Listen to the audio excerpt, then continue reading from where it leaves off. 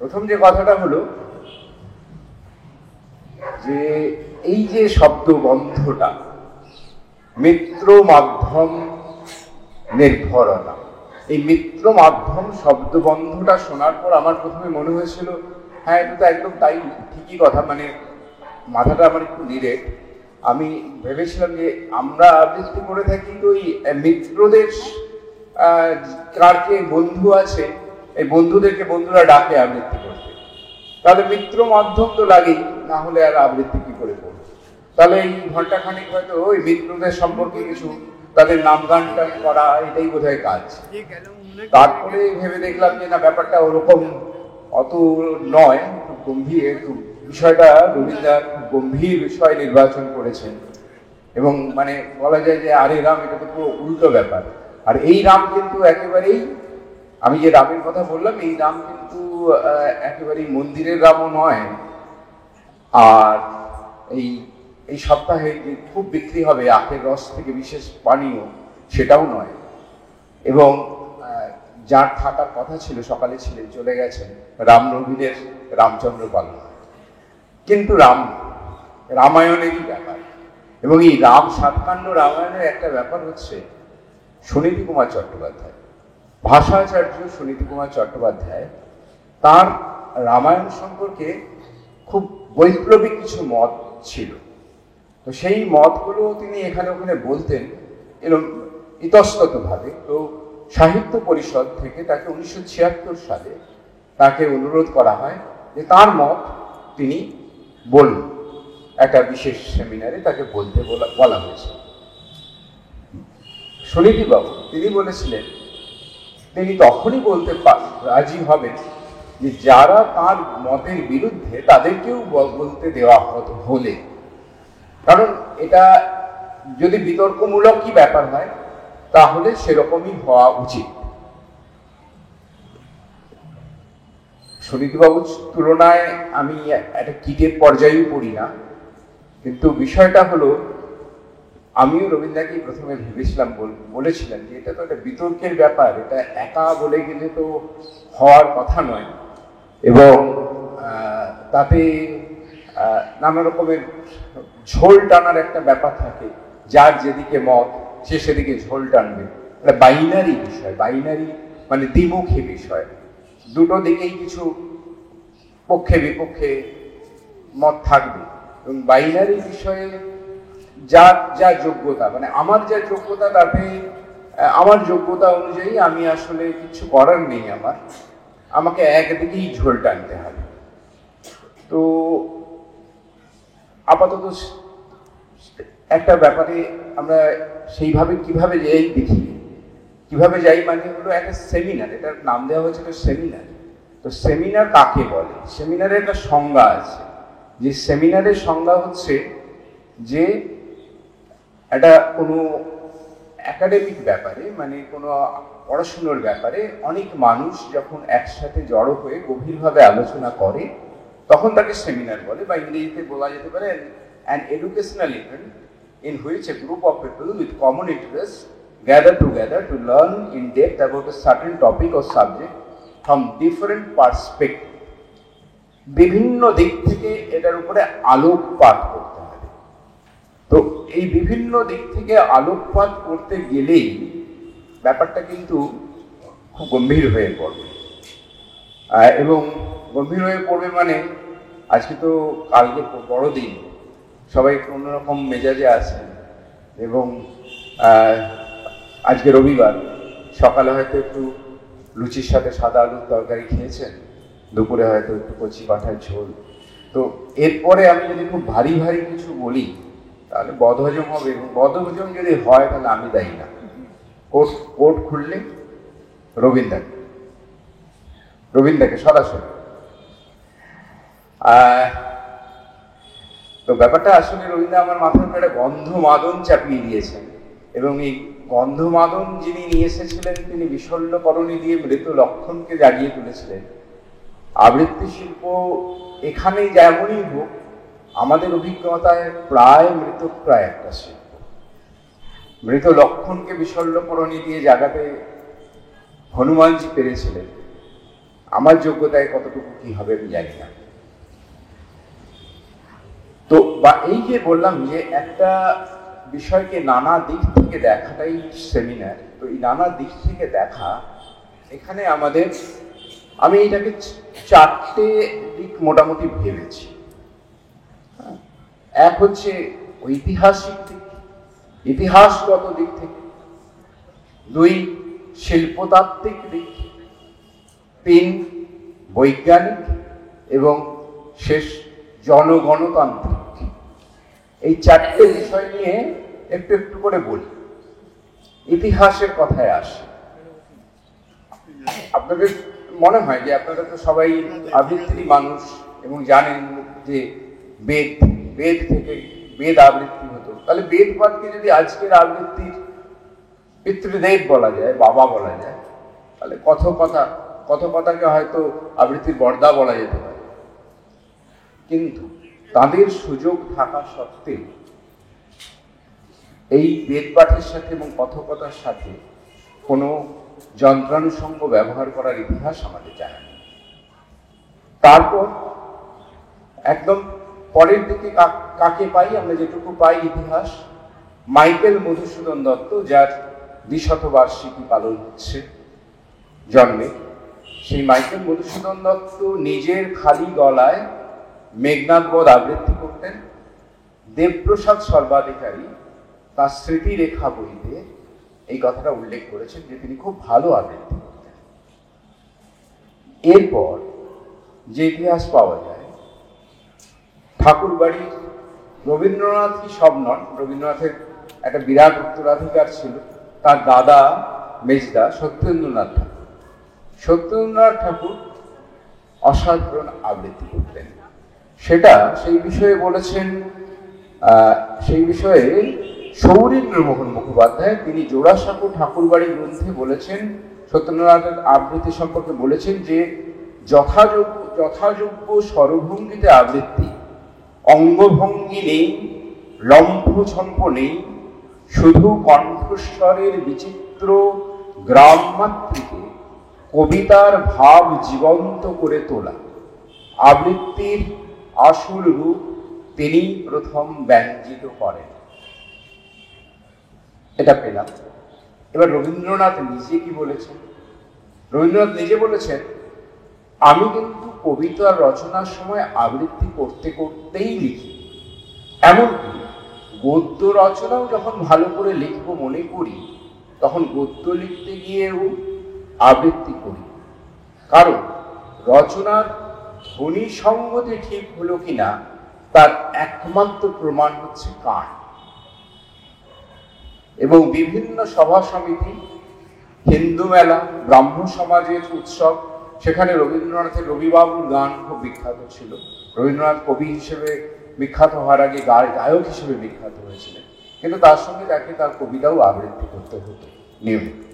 এবং রবীন্দ্রনাথের আবৃত্তি সম্পর্কে লিখেছেন নন্দগোপাল সেনগুপ্ত, তাঁর কাছের মানুষ রবীন্দ্রনাথ এই বইতে। সেখানে লিখেছেন কত কবিতার আবৃত্তি শুনিয়েছেন তিনি, কখনো উচ্ছল জলপ্রপাতের মতো, কখনো দুরাগত বীণাতন্ত্রী স্ত্রীমিত এক একটি তালের মতো, গলার তাল তালে তালে উত্তম বসত। আবৃত্তির স্বরলিপি নির্মাণও কিন্তু রবীন্দ্রনাথ একটা চেষ্টা করেছিলেন। এই পর্যন্ত শুনে মোটামুটি আপনাদের এইটাই বিশ্বাস হওয়া উচিত যে রবীন্দ্রনাথ যখন এতদূর ভেবেছিলেন আর রবীন্দ্রনাথ যখন এইভাবেই কাজটা করেছিলেন, তাহলে মিটে গেল। তাহলে আর বাঙালির আর এই ব্যাপারে তর্ক করার কি আছে? কিন্তু সমস্যা হলো যে এই মানুষটা বাঙালিকে বিপদে যত রক্ষা করেছে তার থেকে বেশি বিপদে ফেলেছে। কেন? তার প্রমাণ কয়েকদিন আগেই আপনারা পেয়েছেন। এই বাঙালিকে নিয়ে একটা গান লিখেছেন, তাতে বাঙালির মান রাখি না কুল রাখি তাই নিয়ে খুব মুশকিলে পড়ে গেছে। তো এরকম অসংখ্য বিপদে বাঙালি প্রত্যেক মুহূর্তে রবীন্দ্রনাথের হাতে পড়ে।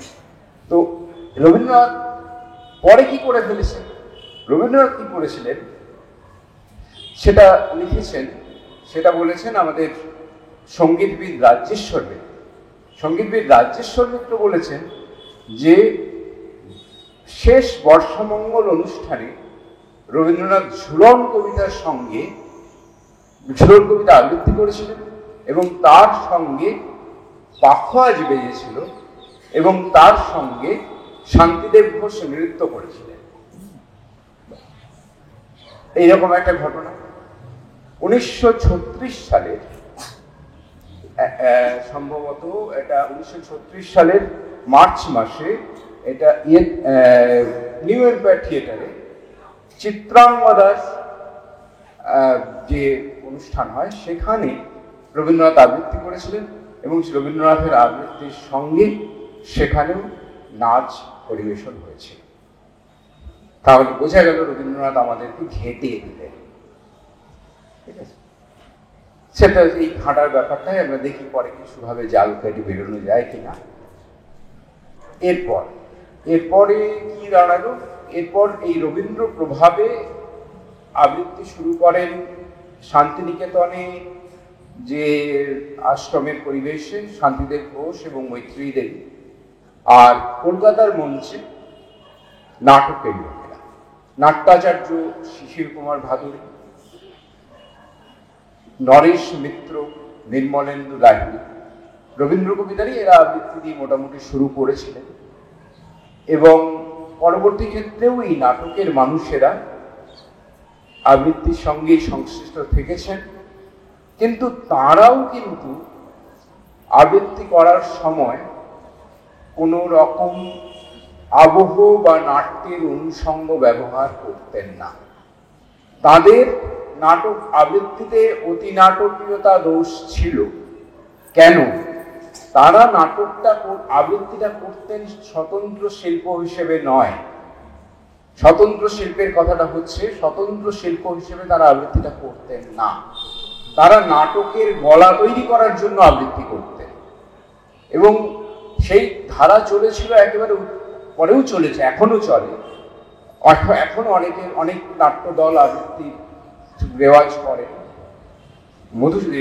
আমাদের উৎপল দত্ত নিয়মিত মেঘনাথ বধ, জেলখানার চিঠি, উলঙ্গ রাজা আবৃত্তি করতেন। এগুলো ইউটিউবে পাওয়া যায়। তো এই ধারাতেই কিন্তু এলেন শম্ভু মিত্র এবং শম্ভু মিত্র সেই নাটকের গলা তৈরি করবেন বলেই আবৃত্তি শুরু করেন। কিন্তু এই মানুষটার ছিল একটা কালজয়ী প্রতিভা এবং তিনি প্রথম আবৃত্তি যে একটা স্বতন্ত্র শিল্প হতে পারে, স্বতন্ত্র শিল্প সম্ভাবনা আছে আবৃত্তি, সেটা তিনিই প্রথম তার মাথাতেই আবিষ্কার হয় বলা যায়। এবং তারপর সৃষ্টি হয় একের পর এক অনবদ্য ইতিহাস, যার সবচেয়ে বড় নাম হলো মধুবংশীর গলি। মধুবংশীর গলিতে কোনোদিন আবহ ব্যবহার করা হয়।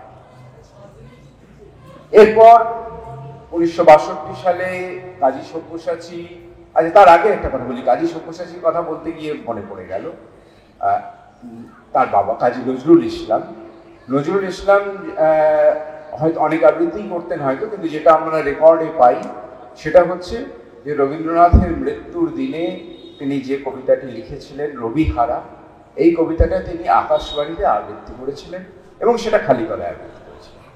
কিন্তু সেটা যখন রেকর্ড হয় তখন তার সাথে বেহালা সংযোজিত হয়, কিন্তু সেই বেহালা আবৃত্তিকে পেরিয়ে যায়নি। কেউ বলেন এই বেহালা কে বাজিয়েছিলেন এটা নিয়ে কিছু বিতর্ক আছে, কাজী অনিরুদ্ধর নাম কেউ বলেন, তো কেউ অন্য নামও বলেন, কিন্তু বেহালা বেজেছিল ওই রেকর্ডিংয়ে এবং সেটা খুব একটা খারাপ ব্যাপার হয়নি, কেননা এটা একটা করুণ আবহের ব্যাপার ছিল এবং তার সাথে বেহালাটা গিয়েছিল। আজকের ভাষায় বলা যায় যে ব্যাপারটা গিয়েছিল। তো এটা সব্যসাচী সম্পর্কে বলতে গিয়ে নজরুলের কথাটা মনে পড়লো। এবং তারপর যেটা বললাম আবার কাজী সব্যসাচীতে ফেরি, যে 1962 সালে তিনি আকাশবাণীর চাকরি ছেড়ে তিনি পুরোপুরি ফুল টাইমার আবৃত্তি শিল্পী হয়ে গেলেন এবং সেই সময় থেকেই কিন্তু আবৃত্তির স্বর্ণযুগটা শুরু হলো।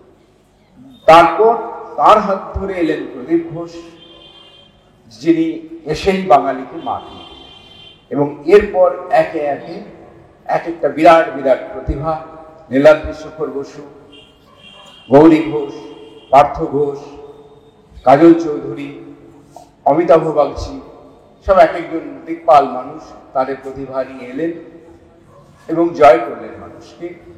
তারপর আবৃত্তির সংগঠন এবং পত্রিকার ইতিহাস। 1971 সালের 14ই মার্চ তৈরি হয় প্রথম আবৃত্তির সংগঠন এই হাওড়া জেলাতেই, ছন্দরীর, এবং 1973 সালের 25শে বৈশাখ প্রকাশিত হয় ছন্দনীর পত্রিকা। এই ছন্দনীর পত্রিকার অন্যতম সম্পাদক চিন্ময় নন্দী। চিন্ময়দা খুবই অসুস্থ আছেন এখন। তো চিন্ময় নন্দীর উদ্যোগে তিনি বারবার তৎকালীন যে রবীন্দ্র সদনের অধিকর্তা ছিলেন শঙ্কর বন্দ্যোপাধ্যায়, তাকে বারবার অনুরোধ করার পর একটা পূর্ণাঙ্গ আবৃত্তির আসর রবীন্দ্র সদনে হয়।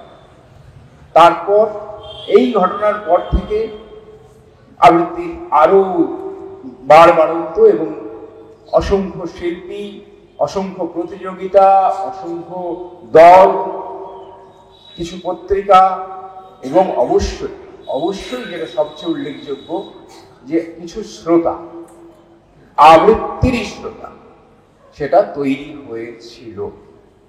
এবং 1995 সাল অবধি এই ইতিহাসের ধারাবাহিকতাটা রক্ষা করছিল। 1995 সাল অবধি যারা আবৃত্তি করেছেন, যে নামগুলো বললাম, তারা এবং অনেক নাম হয়তো নয়, সত্যিই বাদ গেল, সব নাম তো বলা যায় না, একটা সেমিনারে বেরিয়ে যেতে পারে, তার সময় বেরিয়ে যেতে পারে। তো এই সময় অবধি যারা অনেক আবৃত্তি করে মানুষকে মাতিয়ে রাখতেন, তারা কিন্তু কেউই মঞ্চে কোনো রকমের কণ্ঠ ছাড়া কোনো কিছু নিতেন না। কেউ রেকর্ডিংয়ে, কারো রেকর্ডিংয়ে কিছু জিনিস ব্যবহার করা হতো, কিন্তু সেটা অনেক সময় রেকর্ডিং কোম্পানি তার ক্যাসেটটা বিক্রি করার সুবিধের জন্য তারা ভরসা পেতেন না যে শুধু আবৃত্তি দিয়ে এটা বিক্রি হবে কিনা। তো অনেক সময় তারা রেকর্ডিংটা পরেও, আবহ পরেও যোগ হতো। আমি একটা বললাম যে মধুবংশীর গলিতে কোনোদিন আবহ যোগ হয়নি। বিদ্রোহীতে শুনেছি, বিদ্রোহীর যে রেকর্ডিং আমরা পাই কাজী সব্যসাচী, তাতেও আবহ ছিল না, কিন্তু শুনেছি যে কোনো একটা রেকর্ডিংয়ে আবহ ছিল, সেটা আজকাল শুনতে পাই না।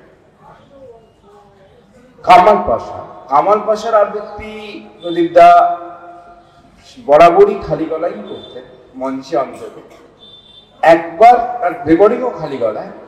একবার তিনি রেকর্ডিং করেছিলেন প্রবাদ প্রতিম ভি বাদশাহের সঙ্গে, সেই রেকর্ডিংও এখন পাওয়া যায় না। প্রদীপদা আরো অনেক কিছু কাজ করেছিলেন। এইসব কাজগুলো কিন্তু অনেকটা প্রদীপদার হাত ধরে শুরু হয়েছিল বলা যেতে পারে, যদি অন্য কারো ইতিহাস, সবসময় ইতিহাসের অনেক রকমের বিতর্কও থাকতে পারে। আমি যতটুকু জানি, সবসময় ইতিহাসটা তত দূরই আমি যতটুকু জানি। তো প্রদীপদা আরো কিছু কাজ করেছিলেন, যেমন তিনি সংযুক্তা পাণিগ্রাহীর নাচের সাথে এবং শম্ভু ভট্টাচার্যের নাচের সাথে আবৃত্তি করেছিলেন। তাপস সেনের আলোর সাথে তিনি আবৃত্তি করেছিলেন। কিন্তু এই ঘটনাগুলো ছিল বিচ্ছিন্ন ঘটনা।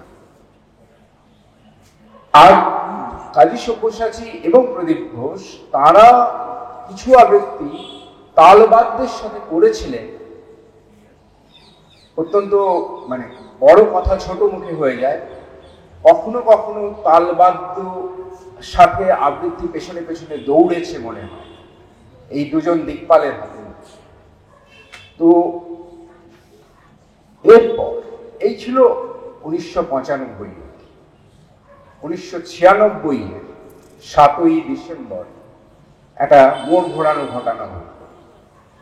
7ই ডিসেম্বর রবীন্দ্র সদনে এক সন্ধ্যায় এক আবৃত্তি।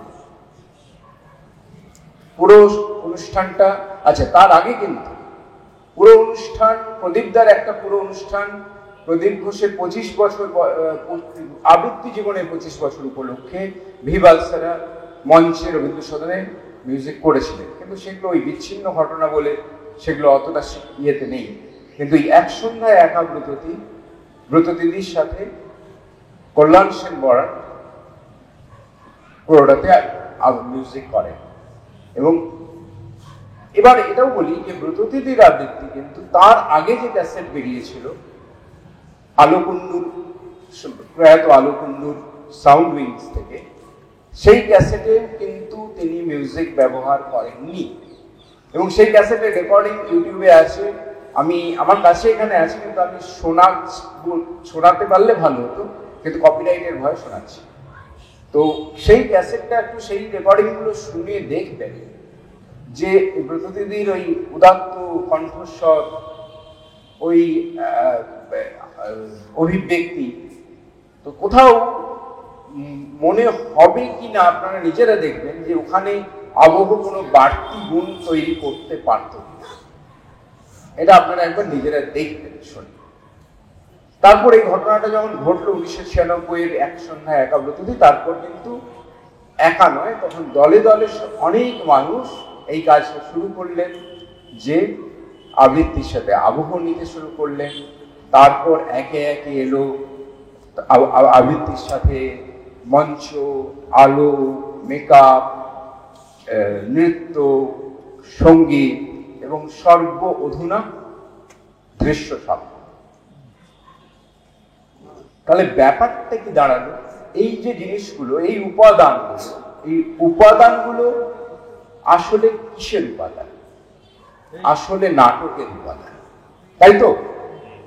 এই নাটকের উপাদানগুলো আমরা কিন্তু ছেড়ে ছেড়ে এসেছিলাম। আমাদের শ্রদ্ধেয় পূর্বসূরীরা যাদের নাম বললাম, তারা কিন্তু এই নাটকের উপাদান থেকে সরিয়ে, নাটকের লোকেরা আবৃত্তিটাকে একটা নাটকের একটা অংশ হিসেবেই দেখতেন। আবৃত্তিকে স্বতন্ত্র শিল্প হিসেবে যারা দান করিয়েছেন, যাদের নাম বললাম, তারা কিন্তু আবৃত্তিকে নাটকের ঘর থেকে বাদ করে নিয়ে সেটা স্বতন্ত্র শিল্প হিসেবে দান করিয়ে দিয়েছিলেন। কিন্তু আমরা পুনর্মূষিক ভব, আবার সেই নাটকের উপাদানগুলোকে নিয়ে নাটকের কাছেই পৌঁছে যাচ্ছি। এই দরকারটা কতটা, সেটা বলার আগে, সেটা বলতে গেলে একটু শিল্পতত্ত্ব বলতে হয়।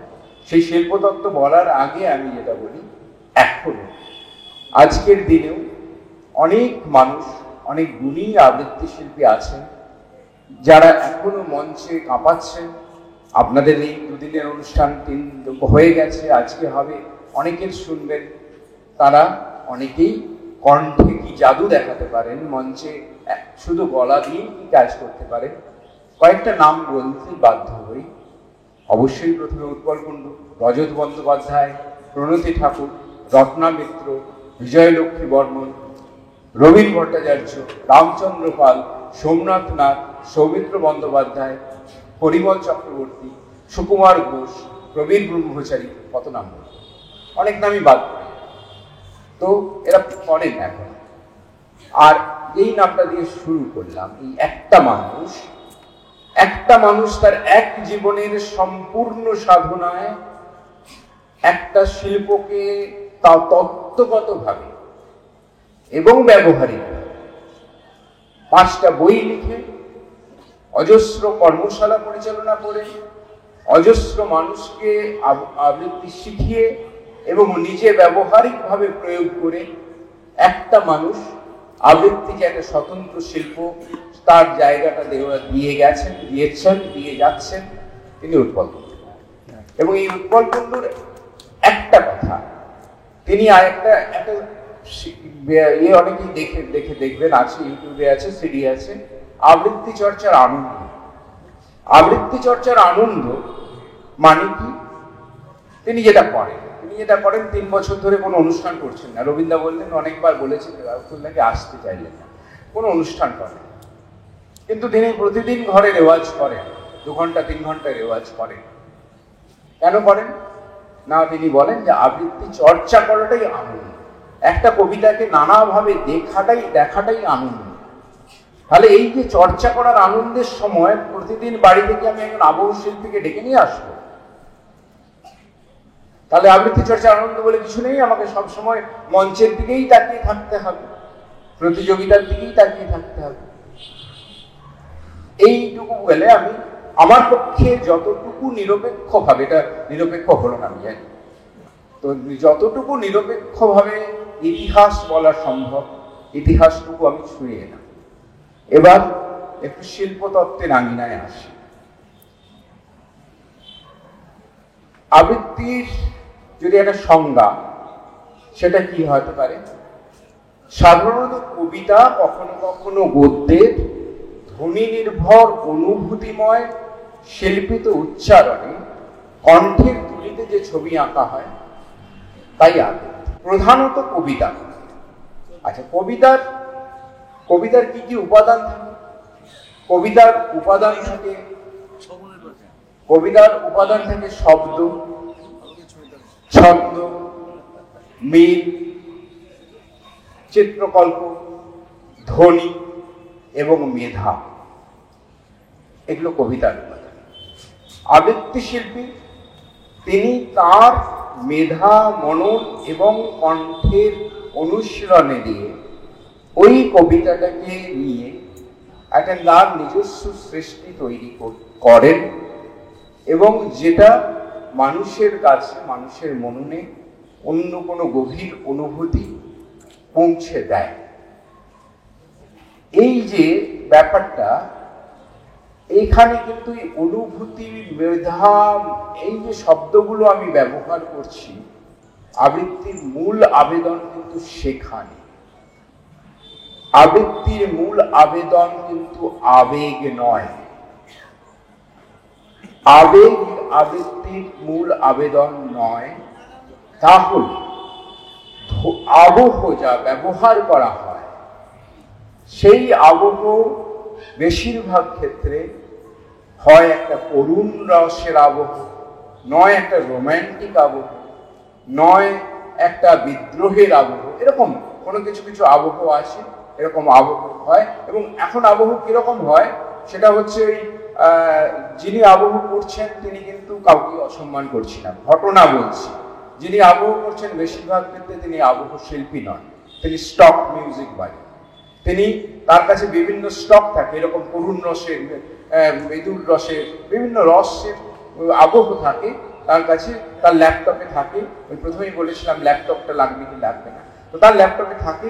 এবং যে কোনো মঞ্চে, যে কোনো অনুষ্ঠানে, এখন দেখা যাচ্ছে বাংলা একাডেমি, রবীন্দ্র সদন, শিশির মঞ্চে, যে কোনো মঞ্চে একজন ল্যাপটপ নিয়ে বসে পড়ছেন এবং তিনি প্রতিটি আবৃত্তির সাথে, তার সাথে আগে একবারও রিহার্সেল হয়েছে কিনা, হয়তো হয়নি, তার সাথে কোনোরকম ভাবে মানে এই ব্যাপারটার মধ্যে তারা পরস্পর আলোচনাও নাও করে সরাসরি, এটা প্রত্যুৎপন্নমতিত্বর একটা, মানে স্মার্টনেসের একটা বিরাট উদাহরণ আর কি, যে কতটা স্মার্ট হতে পারি আমরা।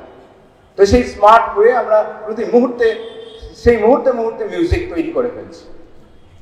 এবং এই আবহগুলো, যে এক একটা রসের আবহ, এই আবহ কি হচ্ছে, আমাদের আবেগের উপরে আঘাত করছে, আবেগকে তাড়িত করছে। আঘাত করছে মানে এটা ভুল, তাড়িত করছে। এবার একটু বিজ্ঞান, আবেগ, এই কাম, ক্রোধ, করুণা, বিষাদ, এই যে যে জিনিসগুলোকে আমরা আবেগ বলে ভাবি, এগুলো নিয়ন্ত্রিত হয় মস্তিষ্কের একটু নিচের অংশ। এগুলোর নাম আছে অ্যামিগডেলা, লিম্বিক সিস্টেম, অ্যাঙ্গুলেট জাইরাস, এগুলো।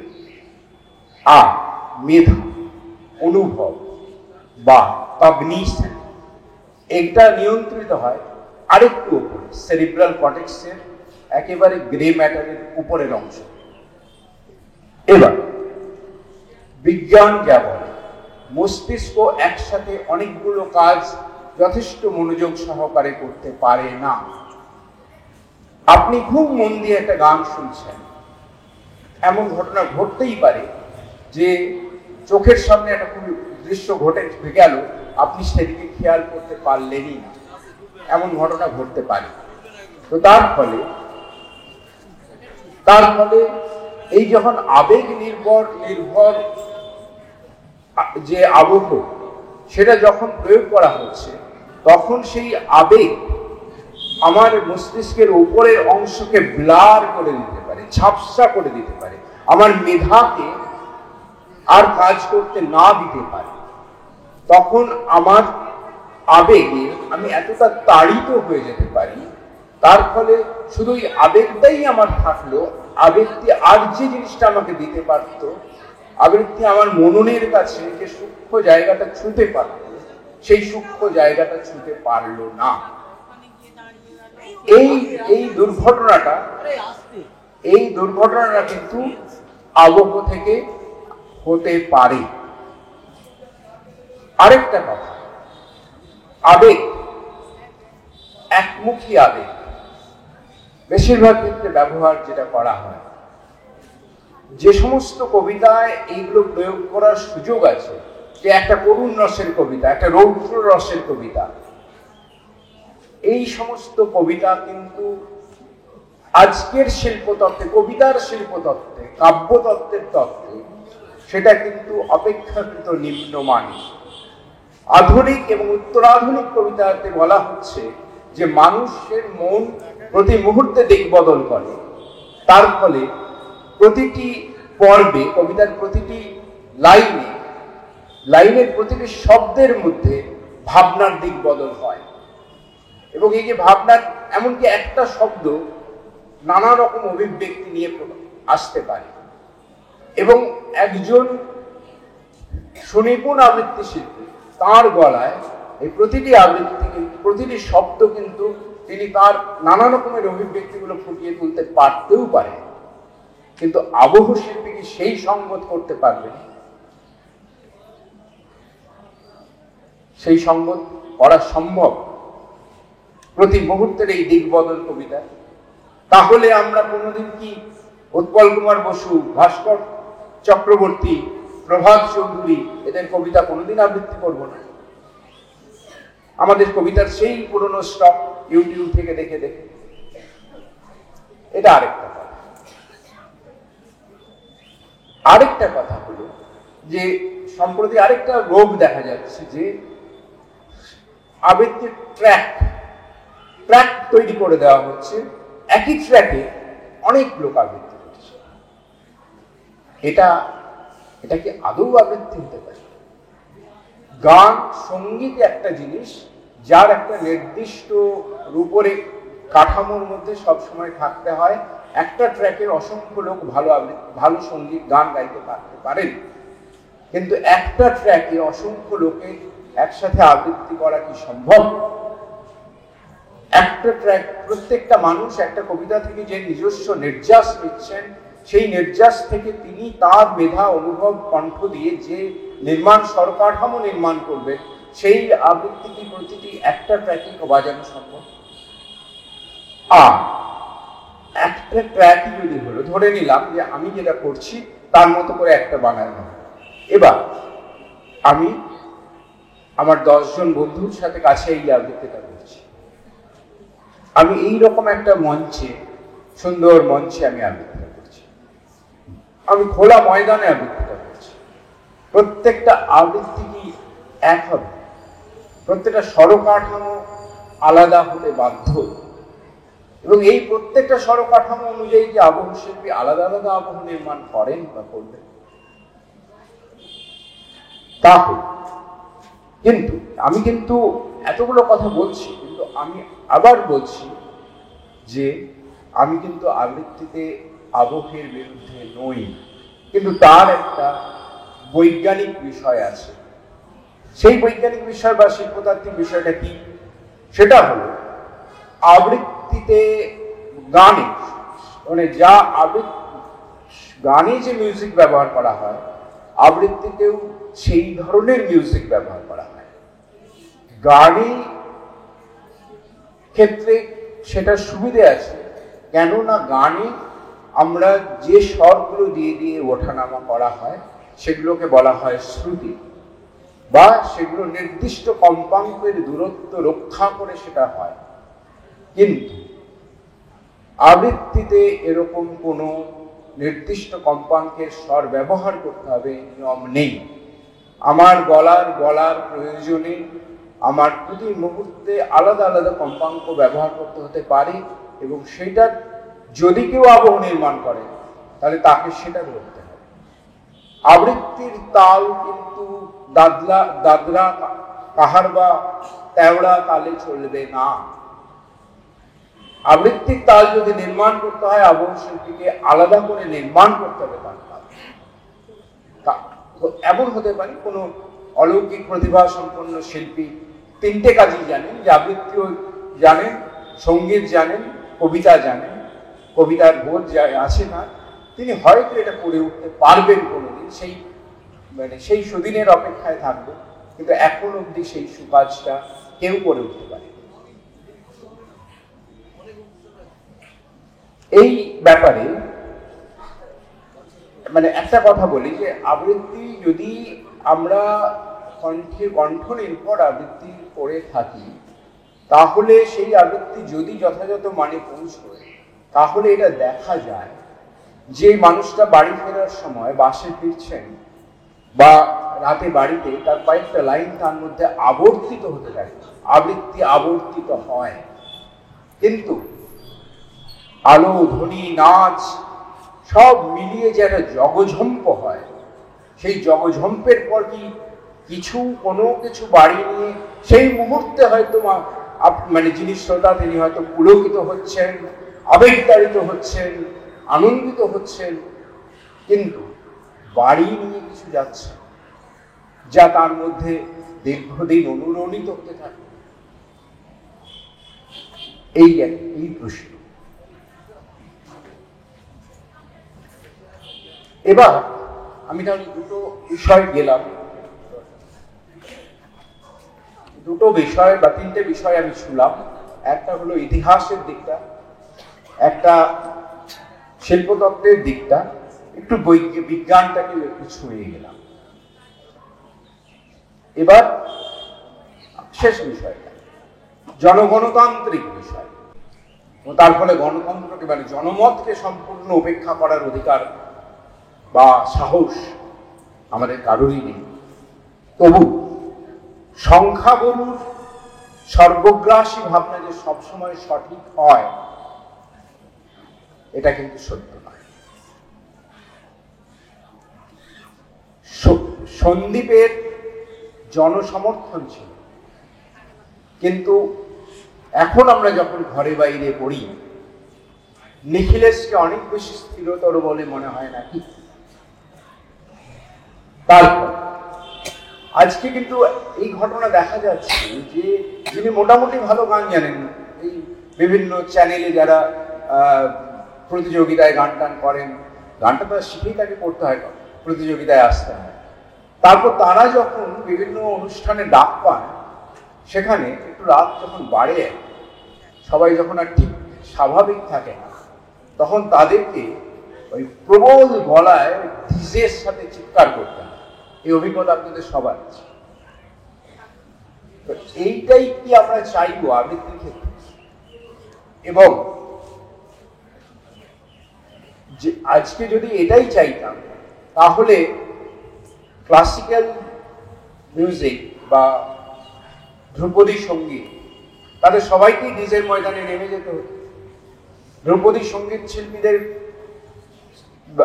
তারা যে এখনো অপেক্ষা করে, হয়তো অল্পই কিছু শ্রোতা, হয়তো অল্পই কিছু অনুষ্ঠান তাদের হয়, কিন্তু তারা কিন্তু অপেক্ষা করেন। আমরা অপেক্ষা করব না, আমরা অস্থির হয়ে উঠব যে লোক নিচ্ছে না, পাবলিককে খাওয়াতে হয়, পাবলিক খাওয়াচ্ছে তাই খাওয়াচ্ছি, আমি যদি বলেন আমি বলছি। এই যে বিষয়টা, যে আবৃত্তি যদি বলতে হয়, পরিষ্কার করে বলতে হবে, কথা পরিষ্কার, মাঝামাঝি কথা হয় না। এক আবৃত্তি মানে বিশুদ্ধ আবৃত্তি, ব্যাকরণ নির্ভর আবৃত্তি, ব্যাকরণ জেনে আবৃত্তি, আর বাকি যেটা সেটা কু আবৃত্তি না আবৃত্তি। এবং সেটা সত্যটা নির্মম হলেও সত্য। মানে জনপ্রিয়তার নিরিখে সবকিছু যদি বিচার হতো, মানে আপনার ইউটিউবে কত মিলিয়ন সাবস্ক্রাইবার, সরকার আপনাকে বিভূষণ দিচ্ছেন কিনা, সান ফ্রান্সিসকোয় আপনার প্রত্যেক শরতে অনুষ্ঠান থাকছে কিনা, এগুলোই যদি মাপকাঠি হয়, তাহলে ইতিহাসের কোনো মূল্য থাকে। ইতিহাস কিন্তু যা কিছু বিশুদ্ধ তাই রক্ষা করে। ইতিহাস মনে রাখবে যে আপনি আবৃত্তিতে মেধার সাধনা, কণ্ঠের সাধনা, আবৃত্তিতে নাট্যরসের বাইরে আবৃত্তি যে মূলত একটা কাব্যরসের শিল্প, সেটা আপনি জানেন কিনা, আপনি প্রয়োগ করতে পারেন কিনা, এবং বাণিজ্য, প্রচার ইত্যাদির বাইরে এই শিল্পটাকে আপনি কি দিয়ে গেলেন, এইটা ইতিহাসে থাকবে, বাকি কিচ্ছু থাকবে না। সম্মিলিত আয়োজন যেগুলো অনেকে মিলে করছে, সেই আয়োজনগুলোকে এখন বলা হচ্ছে যে এর মধ্যে অনেক নতুনত্বের কথা পরে আসছে, যে সম্মিলিত আয়োজনগুলোতে কি হচ্ছে, যে একটু নাটক, একটু গান, একটু নাচ, সব মিলিয়ে। তো ঘটনাটা হচ্ছে যে এই যে মঞ্চের মধ্যে একটু হাত পাও ছুঁড়ে দিতে পারছেন আপনি, এটা কিন্তু বুক ঠুকে আপনি বলুন যে আপনি মঞ্চের মধ্যে যে হাত পা ছুঁড়ছেন, একটা প্রশিক্ষিত নাট্যকর্মী তার থেকে ভালো হাত পা ছুঁড়তে পারেন কি পারেন? তিনি জানেন যে মঞ্চে কিভাবে হাত পা ছুঁড়তে হয়। একটা এই যখন সম্মিলিত প্রযোজনার মধ্যে যখন একটা সঙ্গীত থাকছে, তখন কিন্তু ভালো সঙ্গীত শিল্পী হলে তখন ওই বাচিকের অংশটা বাদ দিয়ে, আবৃত্তির অংশটা বাদ দিয়ে লোকে বলে কখনোই গানটা হবে, গানটার জন্য কানটা প্রাণ উতলা হবে। একটা মধ্যমানের নৃত্যশিল্পী তিনি অনেক বেশি নজর করে ফেলেন। তার ফলে এই সমস্ত কিছুতে আবৃত্তি কিন্তু নিম্নমুখী, আবৃত্তির গতি রকেটের মতো নিম্নমুখী হতে থাকে। এবং আপনি যদি মনে করেন যে আপনি কালপুরুষের প্রতিভা নিয়ে জন্মেছেন, যে আপনি এক মুহূর্তে, প্রতি মুহূর্তে আপনি একটু বাচিক দেখিয়ে দিতে পারেন, একটু নাচও দেখিয়ে দিতে পারেন, একটু নাট্য মুহূর্তও তৈরি করে ফেলতে পারেন, তাহলে আপনার আবৃত্তি পড়ে যেতে বাধ্য। কারণ আবৃত্তি একটা ধ্রুপদী সঙ্গীতের মতো কঠিন শিল্প, যেখানে সারা জীবনের নিমগ্ন সাধনা লাগে, অন্যথায় হয় না। সবকিছু করতে গেলে কোনোটাই না। এবং এই যে সম্মিলিত প্রয়াস, যে আমি খুব স্পষ্ট বলছি, দৃশ্য শ্রাব্যের কাজ একটা ভালো নাট্য দলকে যদি দেওয়া হয়, তারা যে কোনো বাচিক দলের চেয়ে অনেক ভালো করবে। এই জিনিসগুলো মানে সব করে এগুলোকে প্রথমে বলা হচ্ছে যে অন্যরকম, আমরা অন্যরকম কিছু করবো, সব কিছু কি একই রকম ভাবে চলবে নাকি? ঠিক, একদম ঠিক। যে শিল্প যদি তাকে একই জায়গায় রাখা হয়, সেটা স্থায়ী হতে হতে সেটা একসময় মৃতপ্রায় হয়ে যায়।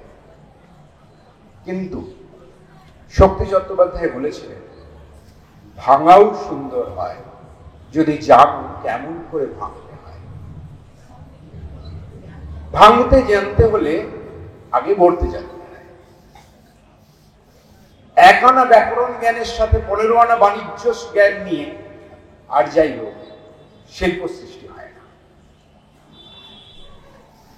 শিল্পকে পিছিয়ে দেওয়াই হয়। এবং শিল্প যতদূর এগিয়ে গেছে, আবৃত্তি শিল্প যতটুকু এগিয়ে গেছে, সেই তার গতিকে অবরুদ্ধ করা হয়।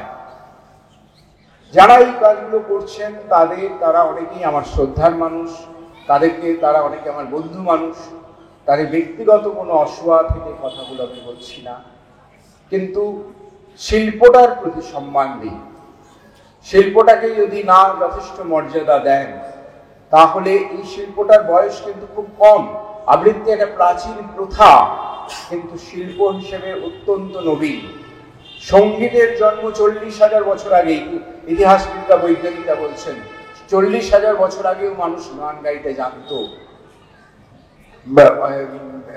ইয়েতে কোনো কোনো গুহায় পাওয়া গেছে, বাঁশি পাওয়া গেছে 40,000 বছর আগে। সেই তার জন্য সঙ্গীতের ক্ষমতা আছে যে কোনো রকমের তার উপরে অত্যাচার, টর্নেডো সব উঠে আবার ঠিক সঙ্গীতের জায়গায় দাঁড়িয়ে যেতে পারে। আবৃত্তি কিন্তু মহাকালের ইতিহাসে একেবারে নবজাতক, তাকে মায়ের মতো লালন করবার দায়িত্ব আমাদের। আমরা নতুন কিছু করব বলেই তার সম্পূর্ণ খোলনলচেটাই বদলে দিতে পারি না।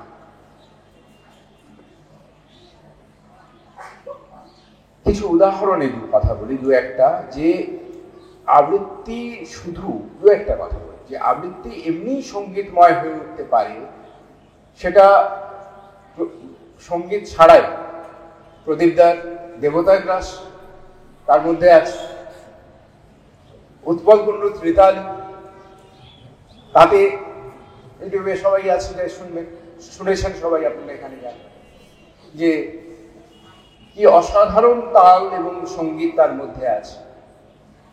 এরকম অজস্র কাজ। এবং আরেকটা কাজ হয়েছিল, অনেকে সেটা রেকর্ডিং নেই, অনেকে শুনেছেন, কেউ কেউ অনেকে শোনেননি। সেটা হলো সুধীন্দ্রনাথ দত্তের অর্কেস্ট্রা। এই অর্কেস্ট্রা শিশির মঞ্চে, এই অর্কেস্ট্রা 7টা পর্ব আছে, প্রত্যেকটা পর্বে 3টে করে আলাদা আলাদা বিভাগ আছে। এই প্রত্যেকটা বিভাগে আলাদা আলাদা ধ্বনি ব্যঞ্জনা, চিত্রকল্প এবং মানবিক বিভিন্ন ধরনের অনুভব, সেগুলোকে প্রকাশ করেছিলেন শিলিত এবং মিলিত কণ্ঠে, যেখানে মোৎসার্ট, বেথোভেনের সিম্ফনির মতো একটা পরিমণ্ডল তৈরি হয়েছিল। যারা শুনেছিলেন তারা জানেন। এবং করেছিলেন উৎপল কুণ্ডু, সোমনাথ নাথ এবং সৌমিত্র বন্দ্যোপাধ্যায়। এই ইতিহাস আছে কলকাতায়। আবার আমরা সেরকম কাজ, এগুলো হচ্ছে এক্সপেরিমেন্টাল কাজ, স্থির জায়গা থেকে সরে আরো নতুন কিছু ভাবা। আমরা এক্সপেরিমেন্ট করি, সাহস থাকলে এরকম এক্সপেরিমেন্ট করি, সাহস না থাকলে আমরা মঞ্চে নাচি। আরেকটা কথা, শেষ কথা, যে আবৃত্তির ভূমিকা কি মঞ্চে, মাচায়, প্রতিদিন, মানে চ্যানেলে, সোশ্যাল মিডিয়ায়, প্রতি মুহূর্তে। আমাদের তো আসলে অ্যাটেনশন স্প্যানটা খুব কমে গেছে। এই অনেক ছোট ছোটরা আছে, এখনকার অ্যাটেনশন স্প্যান বলা হয় 8.25 সেকেন্ড। মানে কোনো একটা জিনিসে 8.25 সেকেন্ডের পরেই অন্য জিনিসে মনটা চলে যায়। তো তার ফলে তাদেরকে আকর্ষণ করে রাখার জন্য, তাদেরকে এ করার জন্য নানা রকমের মশলার দরকার হয়, বই। কিন্তু আবৃত্তি কি নিছক বিনোদন? এই রকমের অজস্র বিনোদনের মতোই কি আবৃত্তির ভূমিকা? নাকি আবৃত্তির আরো কোনো গভীর ভূমিকা আছে, যেটা আবৃত্তি শিল্পী তার মনন ও মেধা দিয়ে আপনাকে কোনো মানবিক, সামাজিক, রাষ্ট্রনৈতিক, বিশ্বজনীন বা নৈসর্গিক কোনো বিষয়ে আপনাকে কিছুক্ষণের জন্য অন্য জায়গায় নিয়ে যেতে পারবে এবং তার অনুরণনটা আপনার মধ্যে দীর্ঘদিন ধরে থেকে আপনাকে কখনো শুদ্ধ করবে, কখনো বিদ্রোহী করবে, কখনো শান্ত করবে, কখনো অশান্ত করবে। তাই হলো আবৃত্তির কাজ। তো সবাইকে বলি সেই জন্য যে আসুন আমরা হাত মেলাই, না হাত নয়, কণ্ঠ মেলাই। সবাই সবার সাথে কণ্ঠ মিলিয়ে দেখি কি হয়। আবৃত্তি খুব একটা নবীন শিল্প শুধু নয়, হয়তো এই আদুলের এত জনসমাবেশ থাকে এখানে, তাই দেখে বোঝা যায়। আমি শিলিগুড়িতে থাকি, আমরা আবৃত্তির আয়োজন করি, সেখানে যতই সেরকম আয়োজন, ভালো আয়োজন হোক, আমরা 100-150 বেশি শ্রোতা জোগাড় করতে পারি। বাণিজ্য নগরী, এটা সর্বত্র পরিবর্তন, এইরকমই পরিবর্তন হয়ে যাচ্ছে। এই পরিবর্তনের হাত থেকে আমাদের এই শিল্পটাকে রক্ষা করতে আসুন, সবাই মিলে কণ্ঠ মেলায়। রবীন্দ্র খুব ভালো মানুষ, অসম্ভব ভালো মানুষ, অসম্ভব শ্রদ্ধা করি। তাই জন্য তিনি শ্রদ্ধার সঙ্গে এই শব্দটা ব্যবহার করেছেন, মিত্র মাধ্যম। আপনাদের কি মনে হয়, মিত্র নাকি শত্রু? তবে না, পুরোপুরি শত্রু না। আমরা যদি একজন আবৃত্তি শিল্পী, যদি নাট্যশিল্প, যদি সঙ্গীত শিল্প, যদি চিত্রশিল্প, যদি সিনেমা শিল্প, এই প্রতিটি শিল্পের সাথে নিজেকে সংশ্লিষ্ট করে রাখি, প্রতিটি শিল্পের নির্যাসটুকু যদি আমাদের অন্তরে গ্রহণ করি, তাহলে আমার কণ্ঠ দিয়ে আমি সেই নাটকীয়তা, সেই কাব্যরস, সেই সিনেমাটোগ্রাফি, সেই সঙ্গীতময়তা সবটাই শুধু কণ্ঠেই নির্মাণ করতে পারবো। তার জন্য আর কোনো উপাদানের দরকার হবে না। শেষে বলি, ঠান্ডা পড়েছে, খিচুড়ি খেতে ভালোবাসেন, বর্ষার দিনে খিচুড়ি খান, খুব ভালো। খিচুড়ি খান, খিচুড়ি বানান, কিন্তু প্রতিদিন বাঙালি চাই সাদা, শুদ্ধ, গন্ধ ওঠা ভাত। এইটুকুই আমার, এইটুকুই।